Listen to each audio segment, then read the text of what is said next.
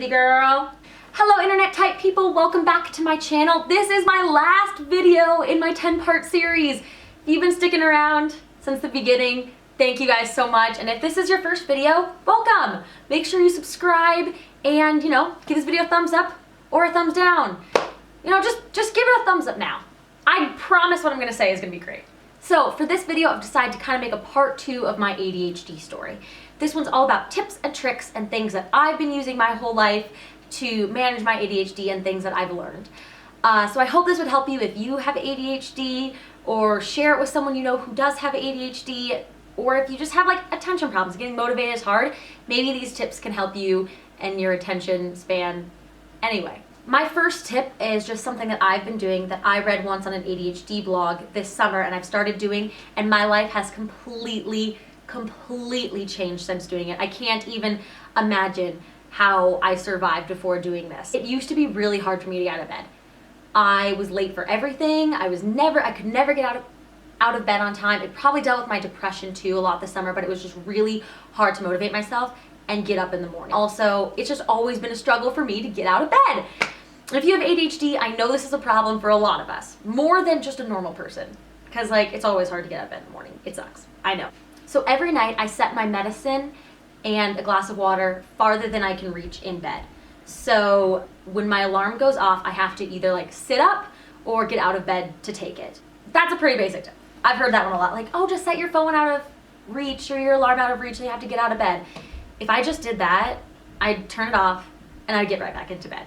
It's the medicine, the timing that really helps. So I set my alarm clock 1 hour before I'd want to get up. So if I need to get out of bed at 8 or 8:30, I'll set my alarm at 7 a.m. So at 7 a.m., my alarm goes off. I either stand up or have to just get out of the sleeping position. That's the hard part. And take my medicine with the water. And then here's the tip. Here's the magic, guys. I go back to bed for an hour. It's amazing. It would not help if I knew I wasn't going back to bed, but to be I can trick my brain to be hey, if you just take this medicine, you get a whole hour of sleep after this. It's I can get up and take it. Never fails to trick me every single morning. By the time I go back to sleep, my medicine naturally starts waking me up, which is great. I have not been late or behind on anything since I've started this in August. I just can't imagine my life without this tip, and it's been really life-changing. So I recommend that if you have ADHD and getting out of bed seems next to impossible, try this tip out. It's just amazing. It's really helped. So kind of going with my morning routine, how I take medicine, is just the fact that routines are really important to me, and I know to other ADHDers too. I make sure that I set my alarm clock at the same time every single day. I knew my earliest class that I had to take this semester would be at 9:30, so I've planned everything else around then, even on the weekends. It's hard when my nights get thrown off and they're later than usual, or I don't take my medicine the next day at the same time. It just really hurts my schedule, and it's hard to get back on the same cycle of taking my medicine at the same time. Routine is definitely key.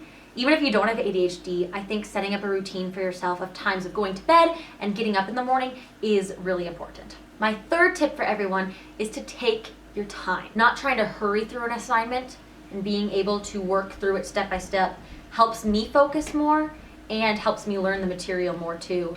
I've had times where I've been trying to hurry myself, and then it's completely backfired because it stressed me out more than just being able to find a time when I can work on something, even if it takes away from something else fun that I'd rather be doing on a weekend, just sitting and working on something and giving myself that whole time to focus. That's a really hard one, because I know that you need some pressure, but being able to be okay, you have all day to work on this.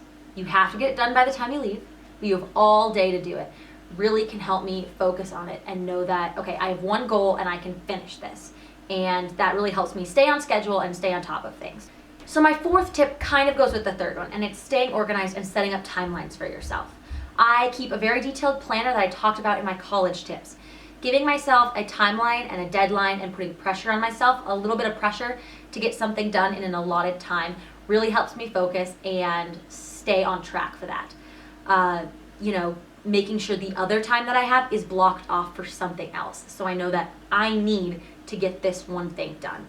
Really helps, and really helps me not have to stay up late at night working on an assignment because I've already blocked my time out. My best times to work are from when I take my medicine in the morning to about 4 p.m. And I know that after that, I'm kind of useless for a lot of like really hard focusing work.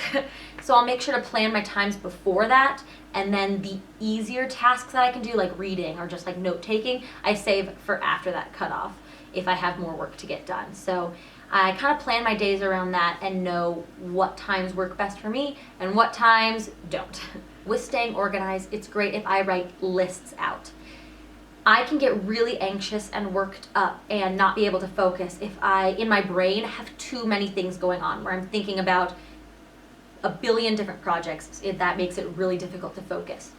So what I'll do is I'll just take a blank page of notebook paper, my phone, and write down everything I have to do one day. That includes showering, getting dressed, going somewhere, just little tiny things that can motivate me to do more.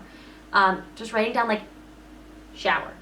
If I can cross that off a list, it makes it easier to keep going and being able to see what I have accomplished.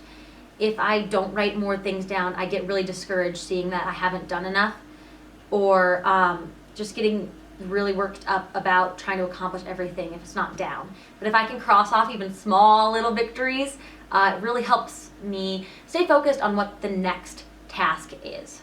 My 5th tip I think is really important. It's knowing what your abilities and your disability is and being able to work with that. ADHD is never an excuse, but you do have to realize that there are some things that will be more difficult for you, and there is help for that.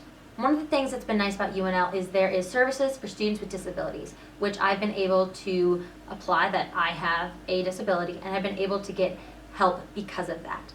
Taking my tests at different times if I have to, not having to take night classes. Night classes are very bad for my brain. Once my medicine wears off, focusing at night is very, very difficult, and night classes don't work well for me. So because of this, I've been able to take classes that are offered at different times earlier than later, which now that I'm in more specific classes, if they're at night, I have to take, which is quite a bummer.